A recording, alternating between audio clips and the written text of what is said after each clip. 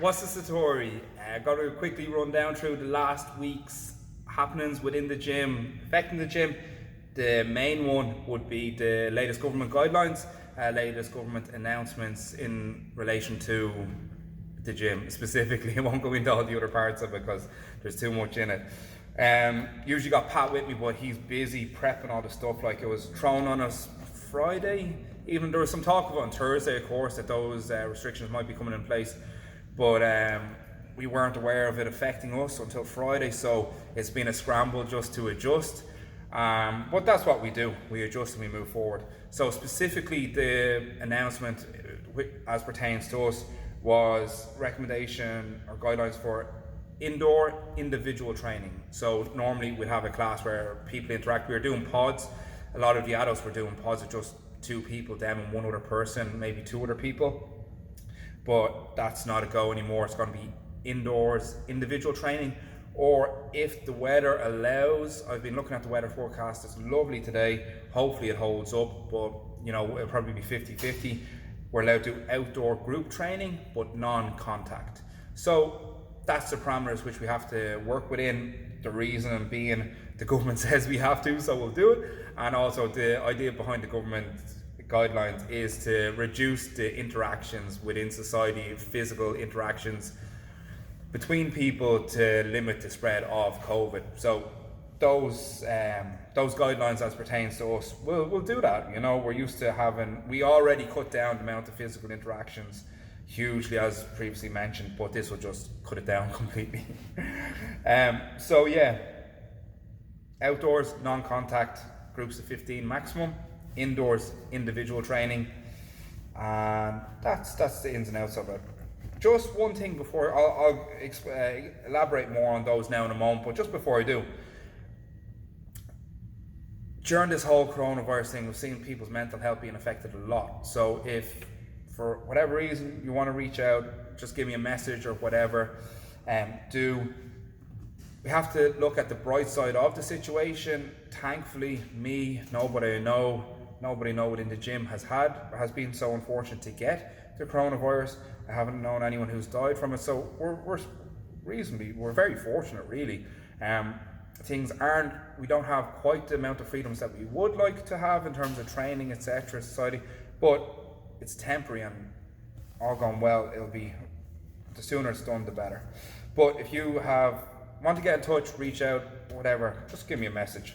I know Pat says I'm not very approachable, so if you want to give Pat a message either, if you prefer talking to him, that's fine. Like I was saying, he's usually with me, but he's down prepping how to get the government advice into the gym and implement it properly. There's a fair bit in it, but we're lucky we have great people in the gym. You guys have been fantastic during this whole coronavirus experience. We've got great coaches who will be able to implement this. Great staff that will be able to just make all this a reality. So in terms of mental health, try to stick to as normal a routine as you can as possible. So the normal schedule of classes will be when to come down. That's the best for you guys. You're in a routine. When the routine goes, it's hard to get it back up and running again. So if you're in a good positive routine, try to stick to it as much as possible, insofar as it complies with the government advice and doesn't put the public at risk. We all have to do our best, our part in that regard, but we all have to continue to try to do our best. It's not, we have to see the opportunity inside those guidelines. There's always something that you can do to make the best of a situation. It's an evolving situation. Don't let it get you down, and just do your part, stay strong, and be the best you can be. I think there's a lot of people, like my mom still thinks I do karate. So just in terms, I'll use a few analogies to explain how we could implement some of these guidelines. Say for soccer, for example, that's the most popular sport in the country, I believe, and one that most people know. Soccer, like, usually kick around the ball with your mates. You can get shoulder to shoulder. Some people, if there's a set piece, might get a bit more, grabbing shirts, argy-bargy, whatnot, but that would be the norm.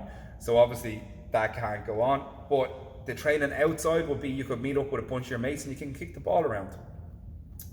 As far as I'm aware, you you can keep your 2 meter distance at all times. You can't be up tackling someone, but you can still progress within those confines. And then the inside individual training would be, if you're inside in a hall, you can kick the ball against the wall or something of that effect. So there's different levels of it. I'm sure we've all done all of those levels at some stage. You know, it's a blend and a combination of training modalities that help you progress. So at the moment, we're restricted. We're going to have to emphasize and concentrate on a few of those, but we should see the opportunity in that. It will give us the opportunity to improve those areas, which will help us improve the whole when we're back allowed to do so, to implement in that area. Like for when Pat was hurling, for example, I'm sure loads of people done this. Play with his friends, whatever. When there's no one around, he'd just get the ball and hit it against the wall, and he'd do that for hours. The noise of it was fairly annoying. That's what we can do. We can do stuff like that. We can improve in particular areas. When he went then and played with his friends, his hit strike of the ball was improved because he worked on it. Other sports, boxing, you know, there's a huge amount of solo work in it. There's the skipping, the warm-up, the bag work, the shadow boxing, the working on this technique, the striking technique. Then off the back of that, in a normal class, oftentimes we would do pad work or partner drills and then sparring. So we just have to cut the line before that part. If you're working yourself, etc., you can do the warm-ups, your own warm-up, you can do your shadow boxing, you can work on the strikes, and you can work on your bag work, etc. The amount of people that I see train it and they're like, oh, I want to fight, etc., and then you watch them for a while, like they're at home doing some bag work, they send in a clip, and it's like, you know, there's major improvements to be made. And thankfully, and a lot of people done that during the summertime. They sent in videos to me, gave them some tips, they went and worked on it for a week and they came back. But there's small technical things that, if improved, will absolutely improve your ability when you're back sparring. So that's where we're at the moment. Other sports like wrestling, for example, there's a huge amount of solo work in it, strength and conditioning aspect of it. And with so many other sports that are developed longer, the great thing about, we have a number of sports in here, of course, but the great thing about Brazilian Jiu Jitsu is that the sparring part of it is the most fun. You can spar and you can simulate going very, very hard in a fight type situation. You can go all the way to where you're about to choke someone unconscious. Now, we wouldn't in the training, but when you feel you're in that sort of scenario that, oh, I'm not getting out of this, you just tap your partner's arm and that's it, start again. So that is the great part of Jiu-Jitsu, and because that is so good, a lot of time we don't focus on the stuff that we can do as an individual because we just want to do that part of it. Understandable. But looking around, a lot of the individual type stuff can be improved a lot. Our shots, our sprawls, our hip escapes, our bridges, our pummeling, our inversions, our hip work to set up submissions, sweeps, etc. There's a lot of stuff that can be improved and should be improved, and if improved will benefit those other parts of training that we enjoy so much.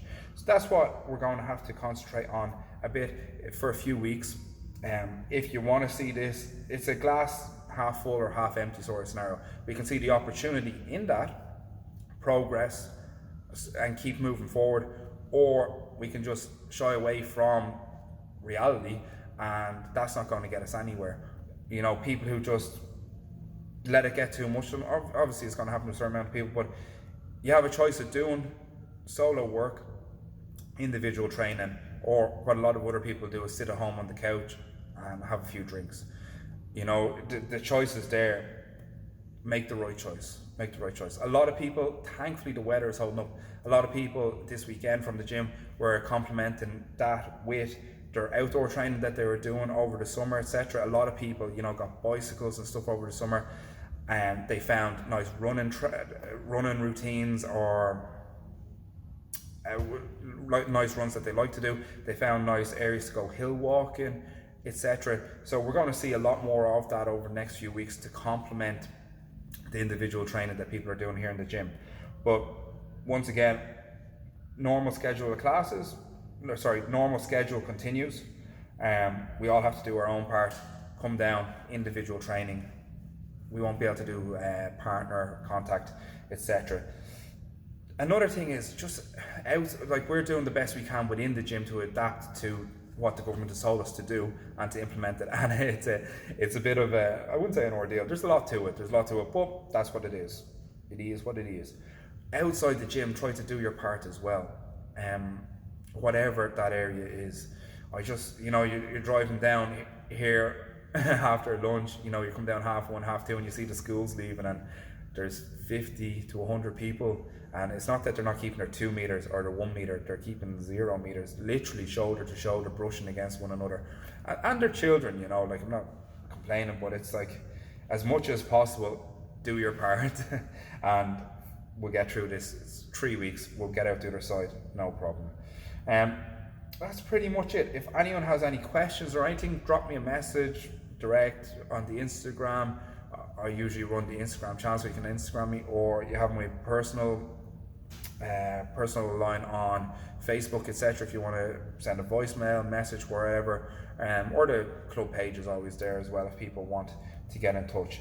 But yeah, I think in summary, the government has set out new guidelines. We've implemented new guidelines, and we'll just keep doing the best we can. And everyone, as much as you can, keep doing your part, and we'll get through this. We'll keep going ahead, and we'll have to see the opportunity in the situation rather than letting it overwhelm us. Who's that?